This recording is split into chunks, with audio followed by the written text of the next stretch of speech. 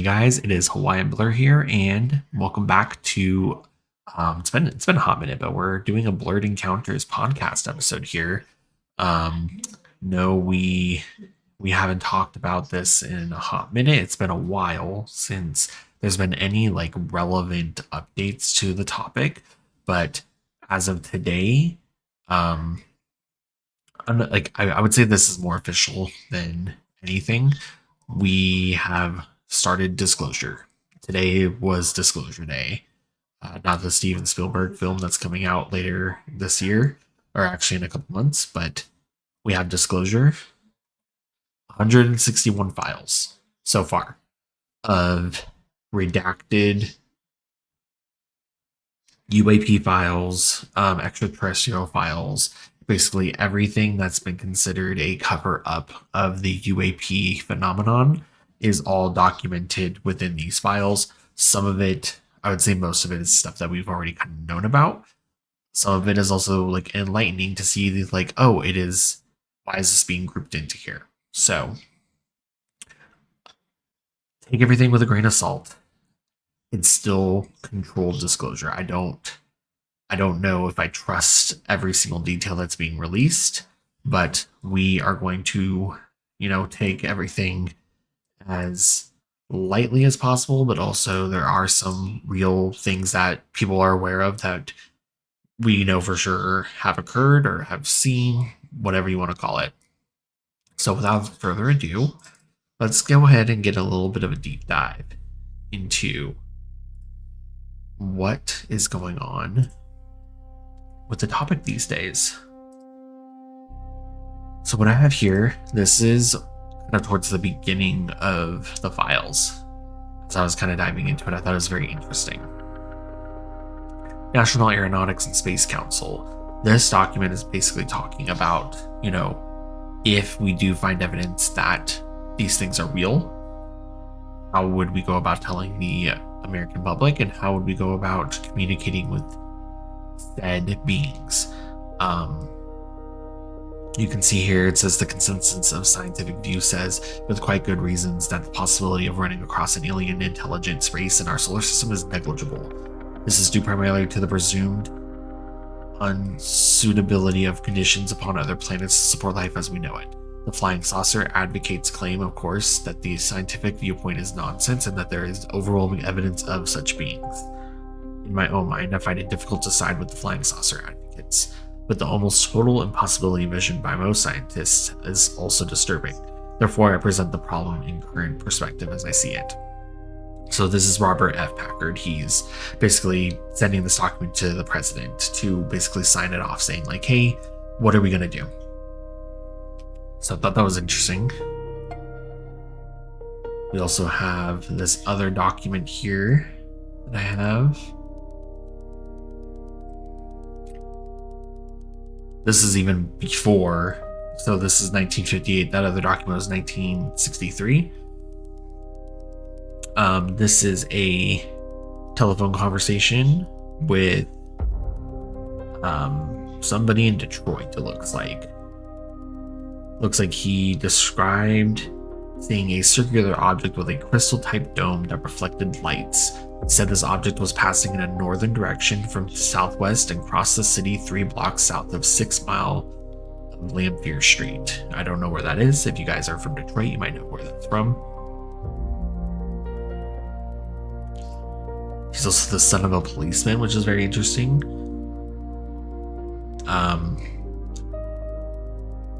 Yeah, I don't know. Very interesting. Now, we also have some video evidence that I want to go over as well. But let's get into the photos first. So I have 2 photos here. Now, this photo is from 1972. This is from after we landed on the moon, obviously. So this is our next lunar mission, Apollo 17. We have what appears to be an object in the sky. And if you guys didn't know, this image has actually been out there for 20 plus years. The interesting thing about this image is that this part right here that's yellow, was originally redacted by NASA. It was covered up by NASA and has since been unredacted for us to see. What I would find extremely interesting here as well is that, sorry, I'm going to replay the music. What I find what else is interesting is that it was redacted by NASA. They're bundling it in with the UAP files here. And you can see there are literally no other stars. There's no other lights, no other images. It is just these 3 dots. What could it be? No idea. The other image I have here, this was taken in 1969 by this would be Neil Armstrong and Buzz Aldrin. There are 5 distinguishable lights here. Now, one could question, okay, they just landed on the moon. There's gonna be some things from their space station that have fallen off due to, takeoff. They drop off the exhausts and things like that, the excess materials from the actual shuttle. That could be these things. They could be random debris coming from the moon. Now, that stands the question, why would they be taking a picture of it? Why would they just be randomly taking a picture of these shining objects? And again, there is literally no other light sources in the sky. There's no other stars. It is literally these objects. And reading through the UAP files, you actually see a lot of the conversations that Buzz Aldrin and Neil Armstrong were having in regards to seeing things regularly while they were on the moon. Now I also have these videos, and I am intrigued by these videos because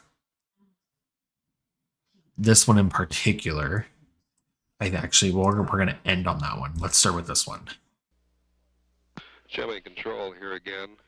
So this is a recording. In the flight, you'll recall at the start of the second revolution, we had a reference to several objects that the crew spotted. This was in the area of Antigua. Due to a mechanical breakdown, we did not have that portion of the tape available for you. This was a line breakdown between Building 30 and our news center in Building 6. Since then, we have dubbed a tape off the master tape here in the control center, and we are now prepared to play it for you.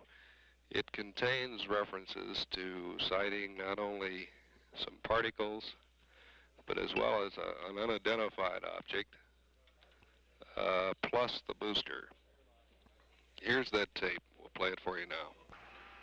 Gemini 7 here, Houston 98. Loud and clear. 7, go ahead. Bogey at 10 o'clock high. Bogey refers to an unidentified object. This is Houston. Say again, 7. So we have a bogey at 10 o'clock high. Roger.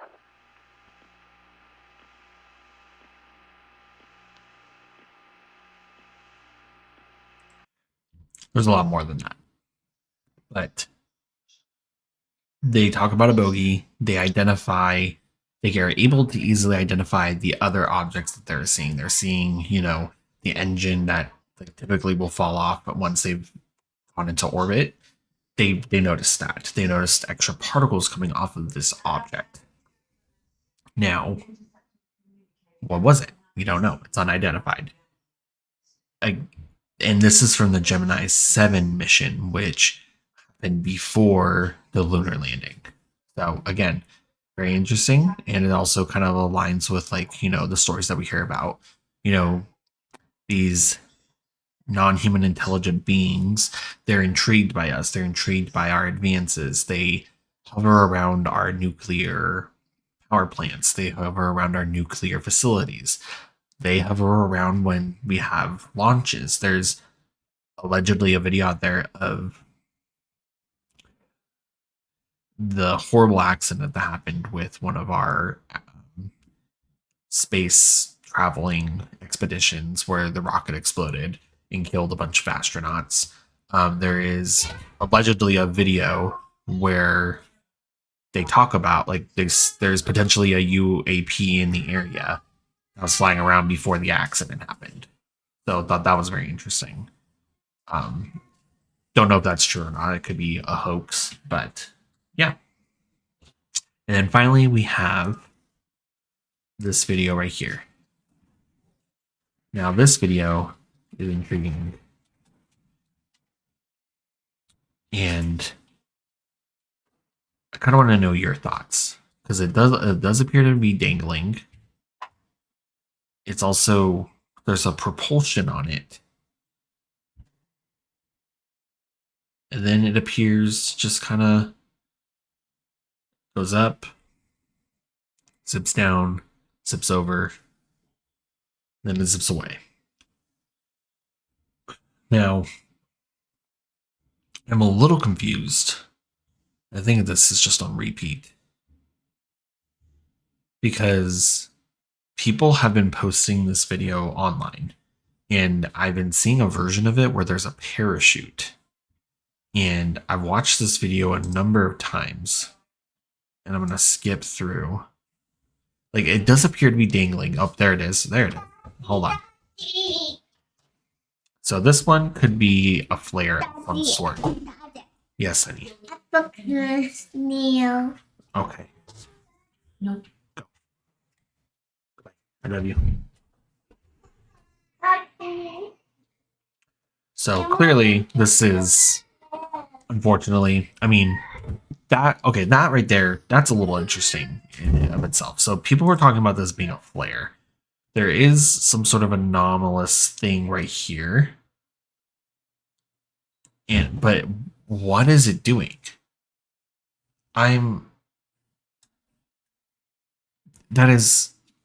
would it fly off like that? I don't think, I think while I have you guys, I think we're going to look up a video of what that could potentially look like.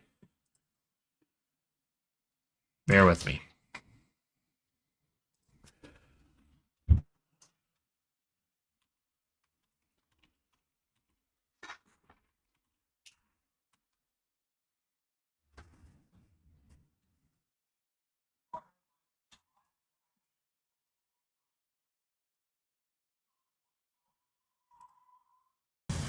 Undo this.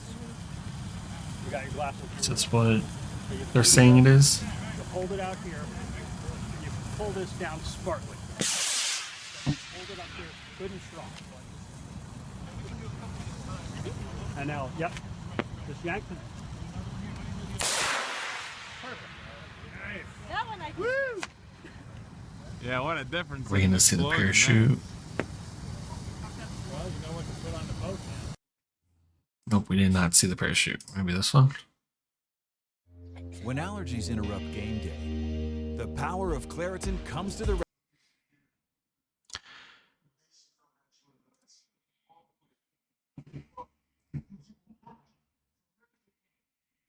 day or night from a stricken vessel, lifeboat, or life raft.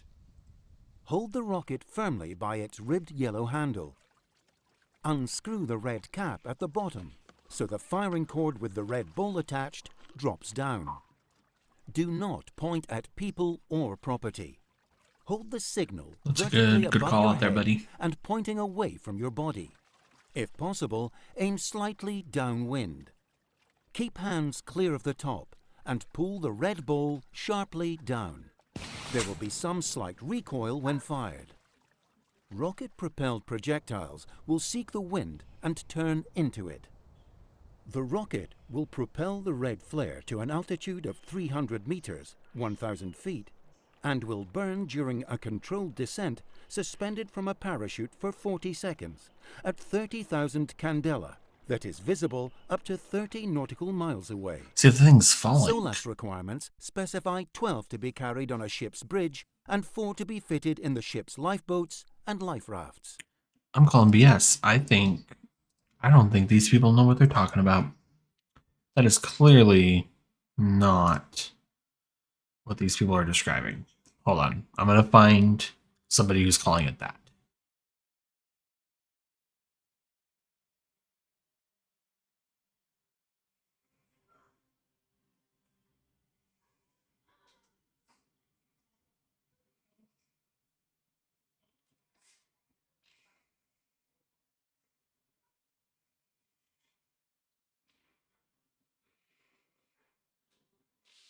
We're gonna find it. Hold on a second.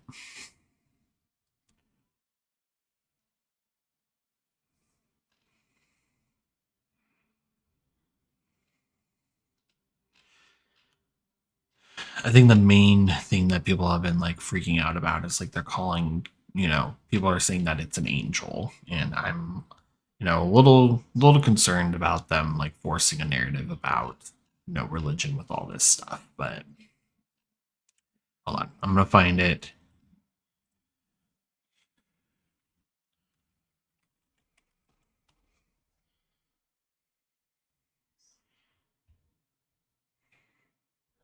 Here we go. So here's what people are noticing about it. So there's the parachute, there's the smoke trail. But why is it maneuvering like that? It doesn't make sense to me.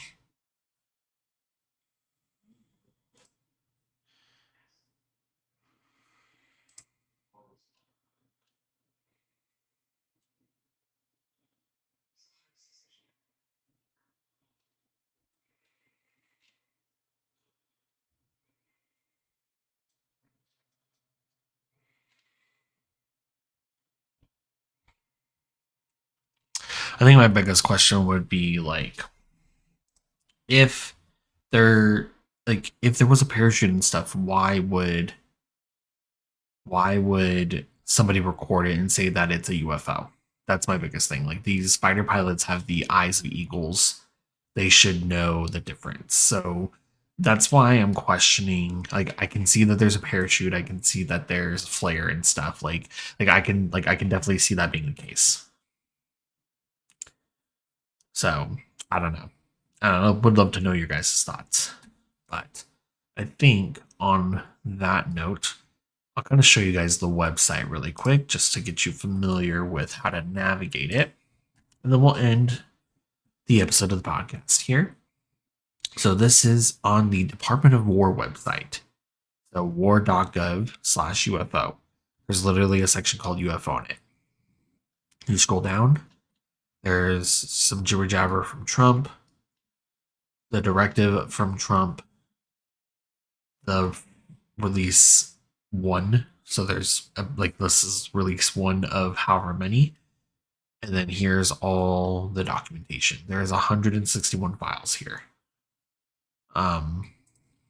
You can go through, click it. There's tons of PDFs. Here is PDF. This is a transcript of the audio that we listened to. This is the video of that audio. There's just a ton of PDFs, like declassified mentions, conversations, things where people went to the FBI, reported it, and then they documented it. So again, like, why would they keep this hidden away and redacted if they weren't taking it seriously? Why would they even take it seriously if it's fake? And then we also have more PDFs. I'm trying to get to the images. Here's some videos. I'll pull some of these videos up really quick. Give me a second. Actually, do this real quick. Okay. And then we'll get some of these vids up.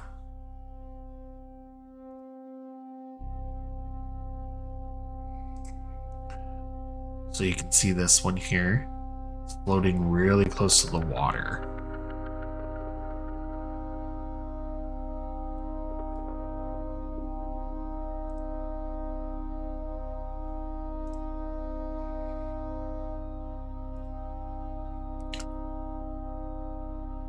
This one's very interesting. You can see it right here.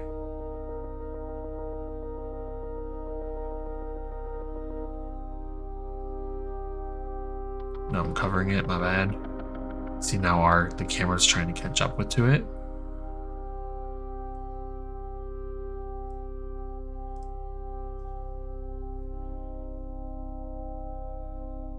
It just zips off.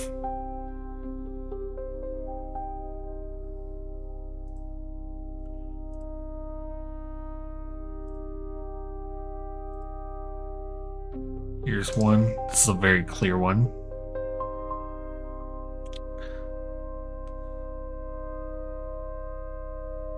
Again, people are like literally calling these things like, oh, that's a balloon. Where is it going? It's not shaped like a balloon. It's shaped like a Tic Tac, and we've heard about the Tic Tac video. We know what that is.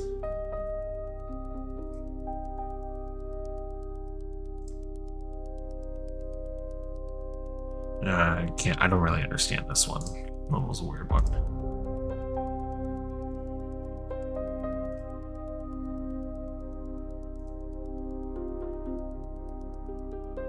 There it is right there.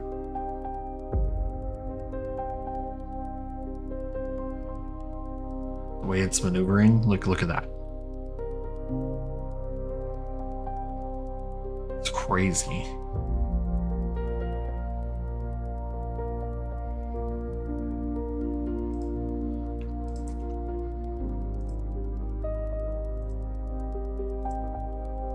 Open this as the star one. We're gonna refrain from talking about that one for a little bit until we can get some clear evidence. See, this one you can clearly see it's like in the desert somewhere. And then there it is.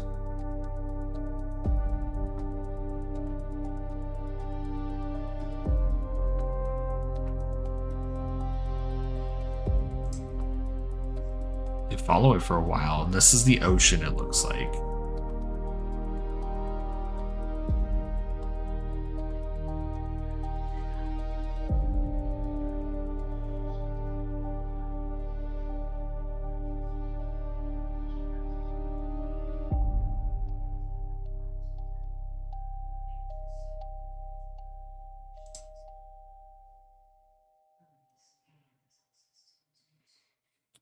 Yeah, that's just some of the files. Let me know what you guys' thoughts are. Would love to know what your theories are.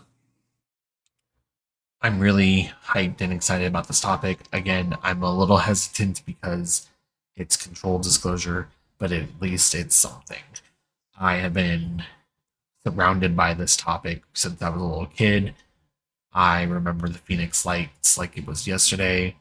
I get chills every time I think about it. I remember like me and my family looking up at it and just seeing the strange lights in the sky and wondering like what is going on. I've had my own personal experiences. I see them almost every night. So take that with what you will. But anyways, hope you all have a great rest of your evening. And if you are new to the channel, hello, my name's Hawaiian Blur. I live stream every so often. I post videos over on Twitch, YouTube, TikTok, all the places. Feel free to give me a follow, subscribe if you're new, and I will catch you guys in the next one. Mahalo. Peace out.